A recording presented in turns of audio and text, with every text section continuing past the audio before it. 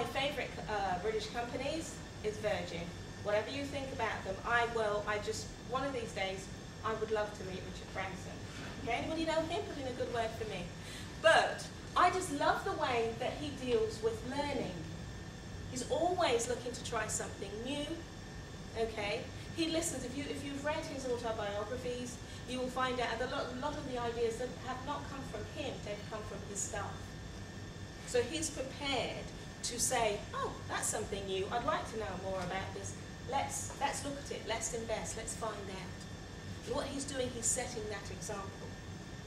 People like that sort of organisation.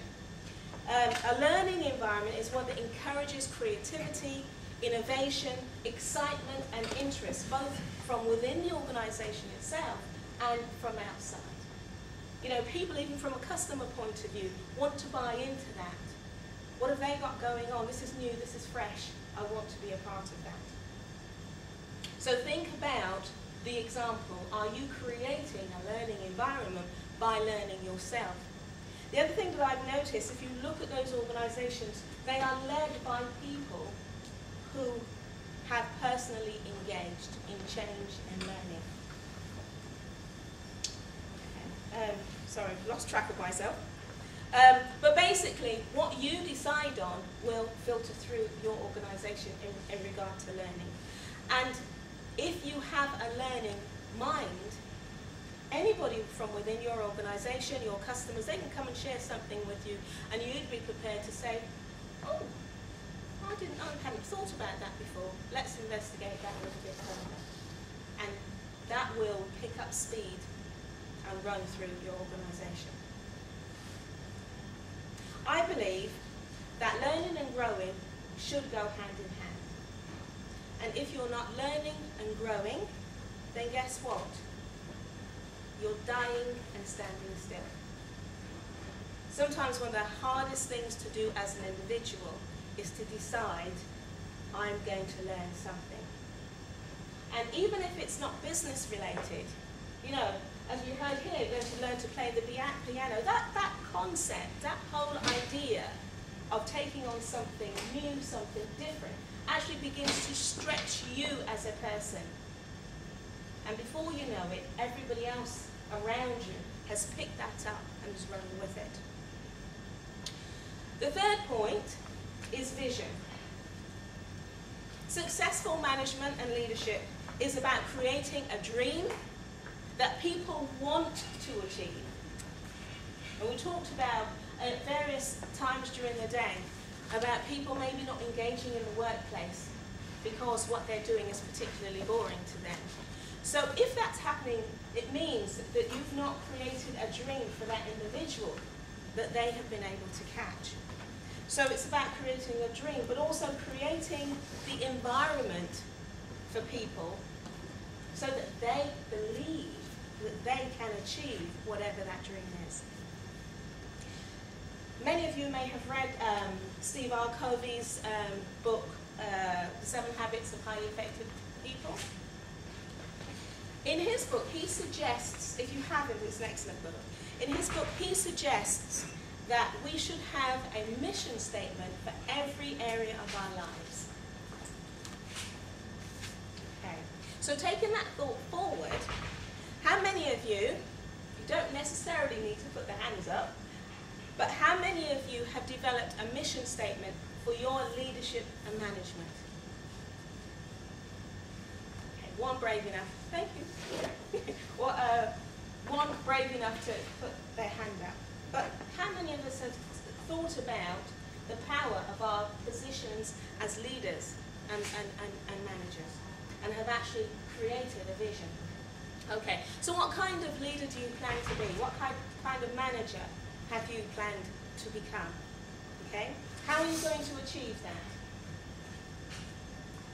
How are you going to make that happen? What's important to you to achieve and accomplish through your management and your leadership? Have you thought about it? Have you laid it out? Have you planned?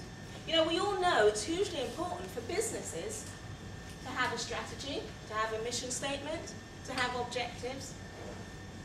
Well, if management and leadership is that important, but maybe we need to give it a little bit more time and consideration and plan for it. And so that it's not something that happens haphazardly, but you're actually thinking about what you're doing. If you don't have a clear vision for your management, how will you, in those really slow times, motivate yourself? What can you pull yourself up by the socks and say, come on, you know, this is what you've set, this is what you want to achieve, this is the impact that you'd like to have. What have you got that's going to help you to motivate yourself? Okay. What will inspire you to change? So we all need a dream to aspire to. Okay? And as I said earlier on, dreams, visions, they're the things that move us forward. So what is yours in relation to leadership and management? So if you have a dream, if you have a vision, you can help yourself, help other people, and you can help your people see you from a different point of view. You share that, you know, this is my dream, this is what I want to be in terms of leadership and management. Your people will realise, hey, this person's a human being as well. They have aspirations as well. You never know, you may get some support and some help along that way, because you're sharing more about yourself and more about your own direction. But that, again, is setting the example, yeah, for those around you. Okay. And finally, I want to touch on humanity. I recently read an article, I think it was on LinkedIn or something, about some brothers who set up a business called Beryl. It's in the USA, and basically what they do is that they manage the interaction between patients and the hospital. And it was really interesting to read how they set up their business, about the culture that they've created in their business. And as a result of the type of culture that they've created, their return on investment has always been between 4 and 6 times more than their typical competitors. Okay. And when asked, you know, what do they see as the deciding factor, they said that they have been able to engage with their employees. Now, we have employees, but can we really say that we have engaged with them? And some of the ideas that their employees came up with and they've actually put into place, see if this would warrant the money for you, in your opinion. The first one, they have an executive whose title, and this is an executive, whose title is Queen of Fun and Laughter. Would that warrant money for you? Well, this individual is responsible for helping them stay true to their unique culture and to keep their co-workers' lives in balance. We just learned about work-life balance, life-work balance.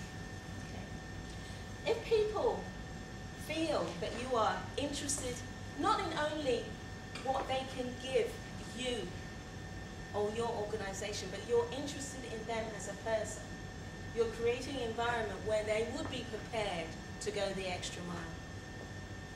Yeah. There was another organisation I was reading about this morning, I know, Sado as I am, but they allow employees to bring their pets to work.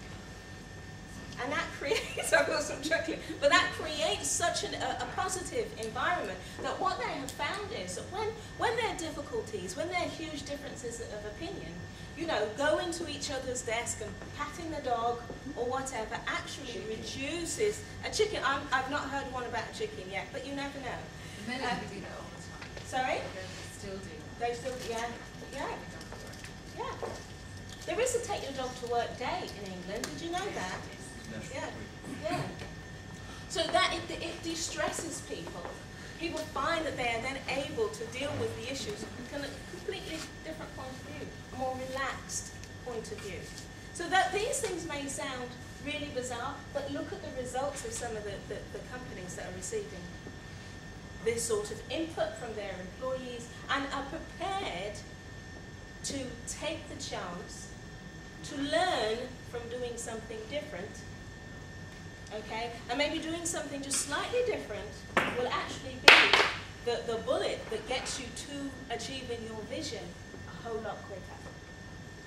Okay. There was another a group again in the USA, the Container Store, but when they began to go through a really difficult time with the financial climate, the economic climate, instead of laying their employees off, they went to their employees and said, look, this is the picture, you know, you find a solution. And the employees themselves decided to take a reduction in salary in order to keep jobs. What they've found since doing that is a much higher level of loyalty and commitment from their employees.